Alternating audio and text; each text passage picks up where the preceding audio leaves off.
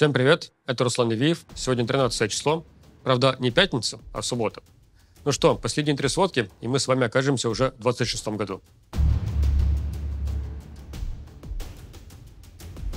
Фронтовую часть я начну, пожалуй, с географической середины фронта, если так можно выразиться. За последнюю неделю произошло резкое ускорение продвижения российских войск на северском направлении. Но это не связано с каким-либо прорывом. Причина в тактическом маневре украинских войск, которые сначала отступили с левого на правый берег реки Бахмутки, а затем и еще дальше на запад. Как и Гуляйпольское направление, Северск не является приоритетным для российской армии. И как и на Гуляйпольском направлении, причина российских продвижений заключается в истощении украинских войск, ответственных за этот участок фронта. Речь про 54-ю механизированную бригаду ВСУ, которая обороняется в районе Северска уже много месяцев. Когда их силы сократились из-за отсутствия нормального пополнения, это заметили российские военные и послали сюда дополнительные силы. Они смогли воспользоваться ситуацией и усилить давление на город. В результате ВСУ сначала отошли на противоположный берег реки Бахмутка, а затем на позиции западнее города. Сейчас присутствие российских военных фиксируется во всех частях Северска. Минобороны России отчитывается о взятии города под свой контроль.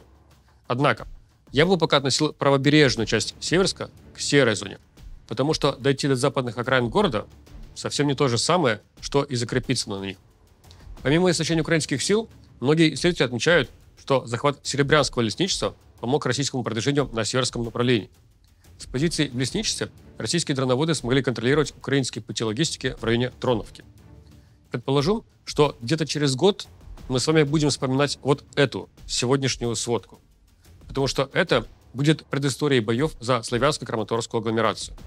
Аналогично и с Серебрянским лесничеством, которое уже в прошлом, а теперь аналогично с районом Лимана. Он нужен российским войскам, чтобы оттуда вести огневой контроль пути логистики в Славянск и Краматорск. Приходит сообщение о новых успехах украинских сил в городе Купинске, Харьковской области. Сейчас заявляется о зачистке от российских сил территории к северо-западу от города, а именно районов поселков Соболевка, Мирная, Радьковка и Кондрашовка. Мы пока что не видели объективных подтверждений этих заявлений, но они вполне укладываются в ход боевых действий на этом направлении в последнее время. Вот в прошлые пару недель силы ВСУ успешно зачистили юго-запад города и начали продвигаться в центр, а также атаковать позиции российских войск на северных окраинах города. К тому же я в прошлых ссылках отмечал, что конфигурация фронта на этом участке боевых действий является невыгодной, скорее даже уязвимой для Минобороны России. И вопрос только в том, есть ли у украинской армии достаточно сил, чтобы атаковать вот этот уязвимый участок. И вот они смогли найти эти силы, атаковали и зачистили.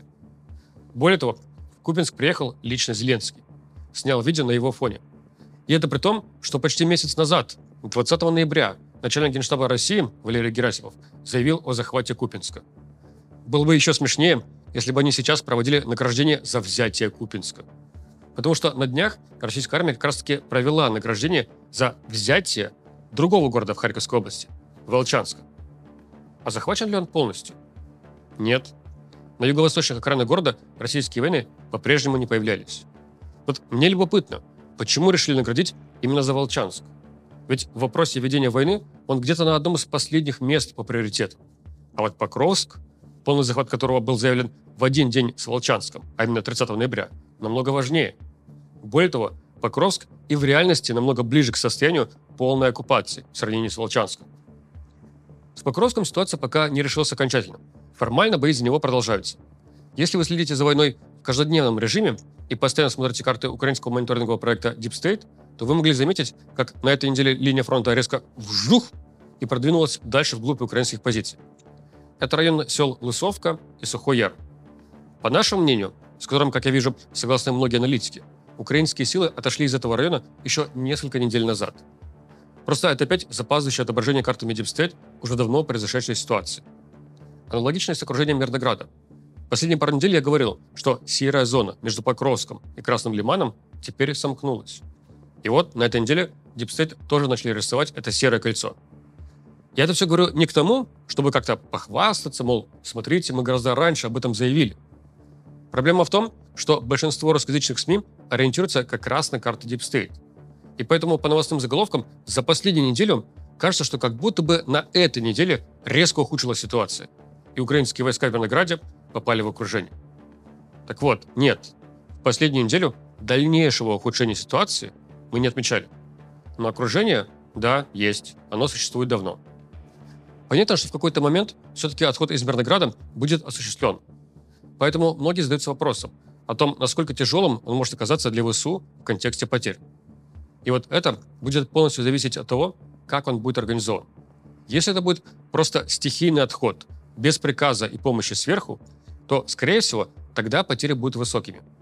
Если же поступит приказ сверху, и в дополнение к этому будут организованы арьергардные бои, прикрывающие отходящие силы, плюс будут организованы атаки для пробития коридора, вот тогда потери будут меньше. А пока что серая полоса между Покровском и Красным Лиманом может стать своеобразной килл-зоной. Что из себя может представлять подобная килл-зона, мы увидели на примере, который организовали украинские силы на этой неделе. Российские военные на 10 квадроциклах поехали колонной по дороге со стороны Покровска в сторону поселка Гришин. И вот прямо на этой дороге они уперлись в препятствие в виде импровизированного рва, плюс каких-то свальных кусков асфальта и булыжников, которые преграждали дорогу и не давали проехать. И вот как только колонна уперлась в это препятствие, украинские силы нанесли по ним удар, предположительно из артиллерии, а потом начали добивать беспилотниками. Есть прямо такие кинематографичные кадры дороги с несколькими пылающими квадроциклами. Вот это пример килл-зоны. То есть это участок серой зоны, в которой есть какое-то препятствие, которое замедляет или даже останавливает движение войск противника, тем самым дает вам время нанести прицельный удар. Кстати, такими же килл-зонами являются реки, потому что их ходом не форсируешь. Поэтому они сильно тормозят движение и тем самым резко увеличивают риски огневого поражения. Поэтому я всегда и говорю, что нужно использовать реки как естественный элемент фортификации. В контексте окружения Мирнограда на этой неделе произошло еще одно интересное событие, которое удачно иллюстрирует, что такое серая зона на самом деле. Для этого давайте перенесемся в Днепропетровскую область. Я считаю, что на этом направлении Дипстейт тоже сильно отстает от отображения реальной ситуации. Еще пару недель назад российские военные появлялись в поселках Тихое, Отрадное и Радостное, и даже заявляли их как захваченные.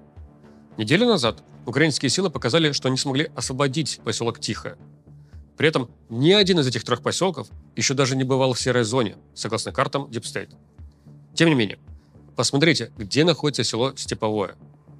Даже если смотреть по картам Дипстейт, до него нужно пройти всю серую зону и дойти до самой границы красной зоны. И вот на этой неделе появилось видео, как двое украинских военных берут в плен 10 российских штурмовиков именно в этом селе и отводят их назад в украинские тылы. Вот что из себя представляет серая зона. Она очень пористая. Если бы эти украинские военные ехали в Степовое на бронетранспортере, то, скорее всего, они бы не доехали. А вот пешком, если повезет, можно пройти. То же самое и с окружением Мирнограда. Там именно вот такого рода серая зона окружает город. То есть никакого кольца из держащихся за руку друг друга российских солдат там, конечно же, нету. И контроля уровня, что муха не проскочит, тоже нету. В теории проскочить есть шанс, но риски высокие. Возвращаясь к вопросу использования рек как элемента фортификации, давайте глянем, что происходит на Гуляйпольском направлении. Напомню, что там город разделен на две части рекой Кайчур. Российским штурмовикам по-прежнему не удается закрепиться в восточной части города. Но серая зона расширяется, и мы отметили проникновение российских солдат на противоположный, правый берег реки, то есть в западную часть города. Продолжается украинская операция, целью которой является максимальное воспрепятствование теневому флоту России. В рамках этой операции наносятся удары по танкерам, которые формально принадлежат разным офшорам, ходят под флагами других государств, но фактически используются в интересах России. Оставляя за скобками вопрос международного регулирования таких вот ударов, который, по моему мнению, отлично разобрал Сергей Вакуленко из фонда Карнеги, давайте посмотрим на эту операцию с военной точки зрения. Какие проблемы мы тут видим? Мне кажется, что главная проблема – это дешевизна, а отсюда количество танкеров. Даже если бить по 2-3 танкерам в неделю, это будет громко выглядеть в новостных заголовках, но смотрится совершенно несущественно на фоне общего объема теневого флота, который вроде бы как исчисляется сотнями судов. Для теневого флота используются очень старые суда, на которые, как правило, еще и не получают страховок. Зато это дает возможность России покупать их очень дешево. Говорят, что чуть ли не по цене металла, из которого состоит судно. Ну, то есть потеря очередного теневого танкера в деньгах будет стоить для России примерно как его утилизация, не более того. Другой проблемой является то, что нельзя бить по груженным танкерам. Ударишь по груженному танкеру, это будет экологическая катастрофа. А если это еще будет где-то у берегов Турции, например, то это двойная проблема.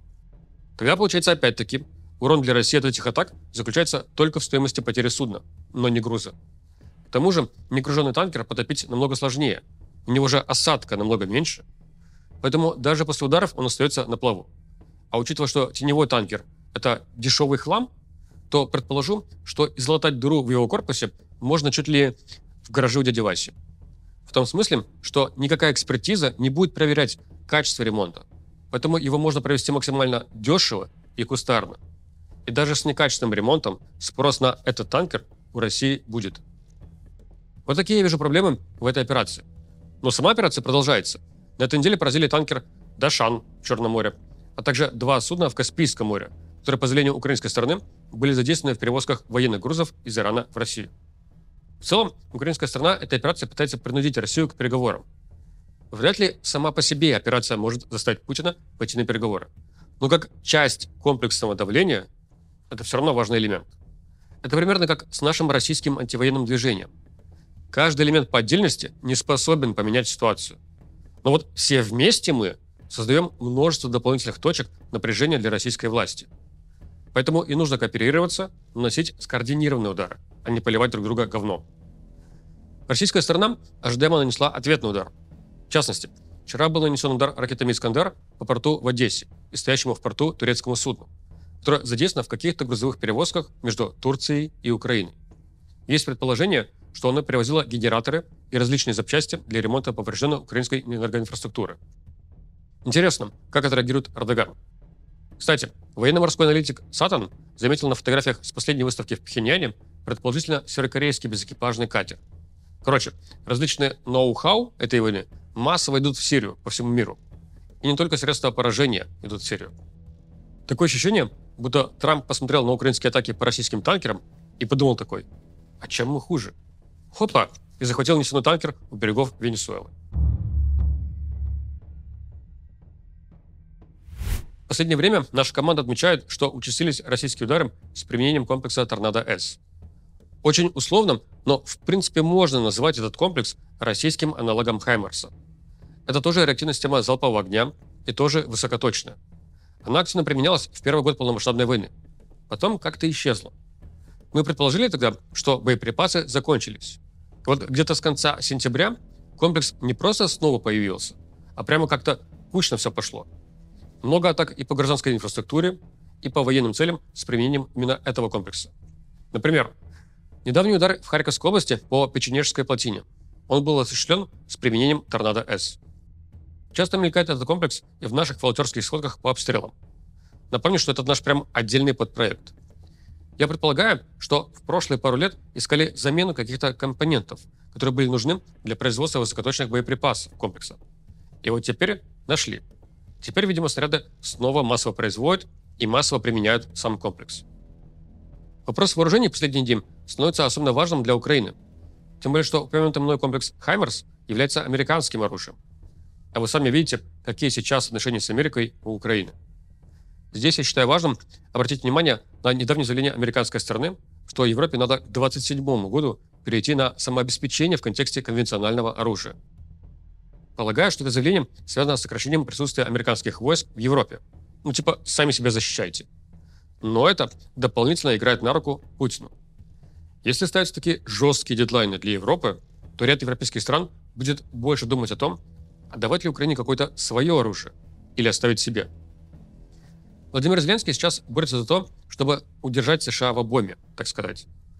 Вот мы слушали очередные претензии Трампа, мол, в Украине выборов давно не было, надо бы провести. Есть как бы ответный комментарий Зеленского для прессы о том, что мы готовы, только обеспечьте безопасность. Фактически в этом вопросе украинская позиция никак не изменилась. Украинская сторона и в прошлые месяцы говорила, что выборы невозможно провести, пока падают бомбы. Также и сейчас суть этих комментариев сводится к этому же. Но то, как эти комментарии сформулированы, на мой взгляд, показывает, что Зеленский пытается ответить Трампу согласием, чтобы тем самым удержать его на стороне Украины. Показать, что окей, Да, мы готовы. Только обеспечить для этого нам безопасность. Увы, в вопросе переговоров приходится угождать человеку, который и сам, и его окружение явно очень плохо разбираются в войне. Нынешняя американская администрация в этом плане – это просто какой-то кошмар. И это вредит не только Украине, но и всей мировой безопасности.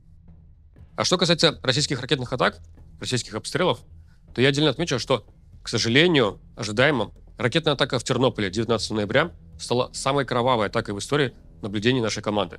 А мы свои подобные наблюдения, табличку, ведем с января 2024 года. На текущий момент известно уже 38 погибших в этой атаке. Вот такие новости у нас были на этой неделе. Увидимся с вами в предпоследней сводке в этом году. Пока.